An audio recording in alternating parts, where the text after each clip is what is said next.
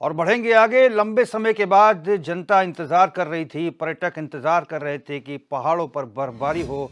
अब उनकी ये मुराद पूरी हो चुकी है। उत्तराखंड में ठंड का मौसम शुरू होने से लंबे समय से बाद बर्फबारी देखने को मिली है। मौसम का मिजाज बदलने से जोशीमठ औली में बर्फबारी शुरू हो गई। वहीं बद्रीनाथ धाम में भी अच्छी बर्फबारी हुई है। अब बर्फबारी हो जाने से इन इलाकों में पर्यटकों के आने से लोगों के चेहरे खिल गए हैं। पहाड़ी इलाकों में लंबे समय के बाद बारिश और बर्फबारी देखने से लोगों की खुशी का ठिकाना नहीं रहा। वहीं आप तस्वीरों में देख सकते हैं कि बर्फबारी के बीच लोग डांस करते हुए भी नजर आ रहे हैं। तो ये दो तस्वीरें देखिए। पर्वतीय क्षेत्रों में मौसम खुशनुमा हो चुका है और जब स्नोफॉल होता है, बर्फबारी होती है, तो एक अलग सा ही आनंद देखने को मिलता है। खास तौर पर उनके लिए जो घूमने आते हैं उत्तराखंड। पूरी तरफ जहां नजर जाती है सफेद चादर बर्फ की दिखाई देती है।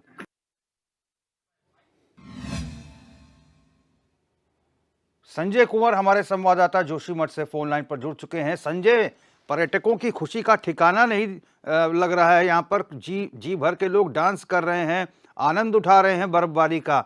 वहाँ पर जो काश्तकार है, पर्यटक हैं और जो स्थानीय व्यवसायी हैं, होटल वगैरह जो चलाते हैं, उनके चेहरे पे क्या खुशी है?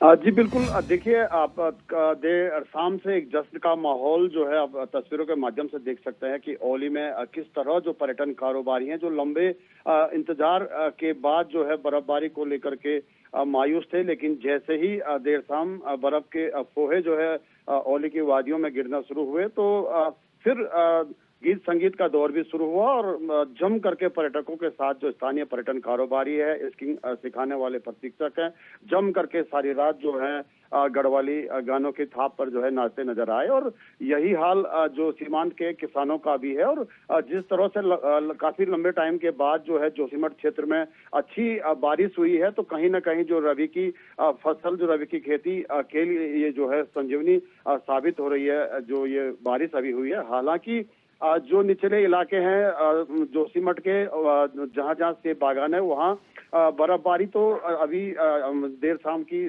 जो पश्चिमी विक्षोभ था उसके चलते बर्फबारी नहीं हुई है। लेकिन जिस तरह से बारिश हुई है और जिस तरह से ऊपरी क्षेत्रों में बर्फबारी हुई, तो किसानों को भी अब आस जगने लगी है कि आने वाले कुछ दिनों में जब एक बार फिर डिस्टर्बेंस जो है क्षेत्र में प्रभावित करेगा, तो यहाँ पे अच्छी बर्फबारी दोबारा होगी। लेकिन फिलहाल जिस तरह से औली और अन्य जो हमारे पर्यटन डेस्टिनेशन है, यहाँ पे अच्छी बर्फबारी हुई है, तो पर्यटन कारोबारियों के साथ साथ पर्यटकों के भी चेहरे खिले हुए हैं। और एक बार जिस तरह से बिन बर्फबारी के जो ये सीमांत की जो पर्वत चोटियां हैं, जो 360 डिग्री का जो हिमालय जो यहाँ से नजर आता है, बिल्कुल सूखा और वीरान रेगिस्तान की तरह दिख रहा था, आज बिल्कुल इसके उलट तस्वीरें बड़ी जबरदस्त है। सुबह से ही खिली धूप के बीच जो है हाथी, घोड़ा, पालकी, बरमल, देवबंद, विधान से लेके दर्जनों 7000 मीटर से ऊंची चोटियां से जो बर्फ चमकती हुई नजर आ रही है, तो पर्यटक उसको देख करके बिल्कुल मोहित हो रहे हैं और वादियों में खोए हुए नजर आ रहे हैं। जी संजय, ये कृषि वैज्ञानिक चिंता जता रहे थे और ये कह भी रहे थे कि अगर हफ्ता 10 दिन में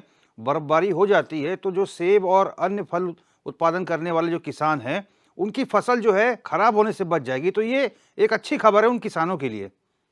जी बिल्कुल। देखिए, जिस तरह से आस सबसे बड़ी बात होती है, एक आस जगी हुई है कि निचले इलाकों में जिस तरह से जबरदस्त बारिश हुई, दिन भर बर्फ का बवंडर चलता रहा, तो एक आस जगी हुई है कि अभी आज बारिश आई तो देर सवेर जो है 2 से 3 दिनों में एक बार फिर जो है पश्चिमी विक्षोभ इस क्षेत्र को प्रभावित करने वाला है। तो इस वाले विक्षोभ में कहीं ना कहीं बर्फबारी होती है तो किसानों के लिए फायदेमंद साबित होगा। फिलहाल जो ऊंचाई वाले क्षेत्र है, जहाँ पे जो धौलीगंगा घाटी के जो क्षेत्र है, वहाँ पे भी सेब की बागानी होती है, तो उतनी हाइट पे जो है अभी बर्फबारी हुई, तो वहां के काश्तकारों के लिए तो खुशखबरी है। लेकिन जोशीमठ क्षेत्र के जो निचले इलाकों के सेब काश्तकार है, वहां पे केवल अभी बारिश हुई है। फिलहाल और वहां पे इंतजार बना हुआ है और है। ये आस है कि जल्दी ही बारिश और बर्फबारी होगी। धन्यवाद संजय, हमसे बातचीत करने के लिए।